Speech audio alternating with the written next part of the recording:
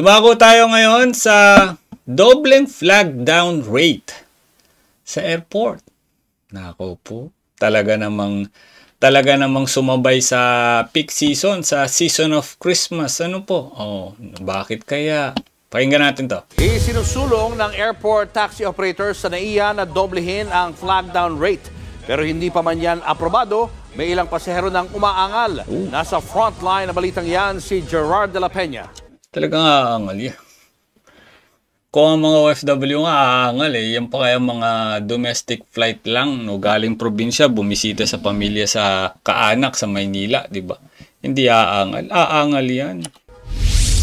Dumarami ang mga pasahero sa Ninoy Aquino International Airport, lalo ngayong mag-holiday season. Pero teka, may panibagong dagdag gastos ang mga pasahero.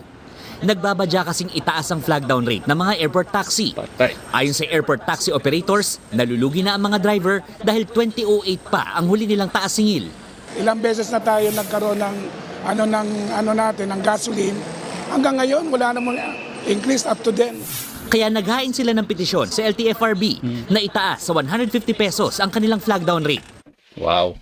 Possible flag down rate from 75 pesos to 150.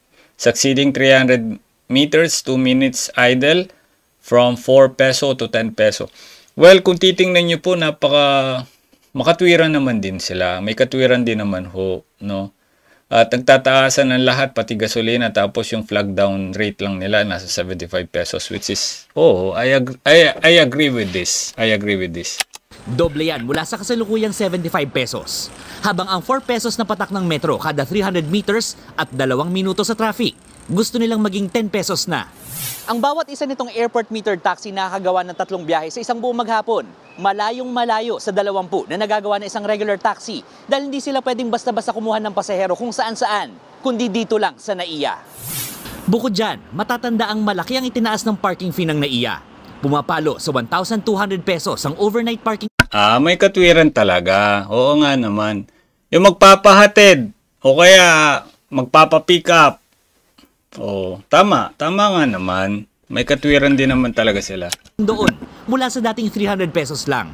Kaya ang madalas na bumabiyahing si Mario, dumadaing sa parking at sa nakaambang taas pasahe sa airport taxi. I left my car na lang doon sa Dasmariñas. Dati mura lang dito overnight. Iniiwan ko 4 days ngayon. Mahal na. Ito pa itataas pa nila. Aba naman. Una nang nagtaas sa 50 pesos flag down rate ang regular taxi ngayong linggo. Isinusulong yang itaas pa sa 60 pesos. Ayon sa LTFRB, pagdedesisyon na nila ang mga petisyon sa susunod na taon. We really have to do everything to at least reduce these increases or taper it down. Kasi pag sobrang laki, tataman talaga yung ekonomiya natin. Dadaan muna ito sa NEDA at public hearing kasama ang mga consumer group para... Imagine mo, no? Sa hinihingi nilang kakarampot ng dagdag pamasahe.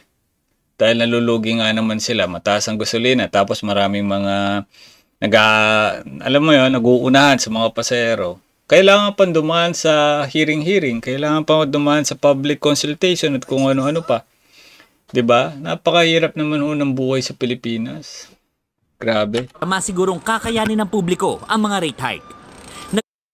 So, sa mga OFW po, meron naman tayong UB Express. Yan. Kung gusto niyo pong magpahatid, point to point naman yun eh. Tingnan niyo na lang po, paglabas niyo ng airport, meron naman pong UB Express na nandyan. Kung halimbawa, wala po kayong mga kamag-anak na susundo sa iyo, okay, nag-away kayo ng papatu mo. Kaya papawan mo, tapos hindi po makakarating ang susundo sa yung boyfriend mo, okay? Jowa bells mo, no? Mag-UB bus na lang kayo. Kung ayaw nyo pong tamaan ng mataas na pamasahe, yun, mas maganda ho yung mag-UB bus na lang. 50% po yung mga OFW dyan, di ba? Sa UB bus.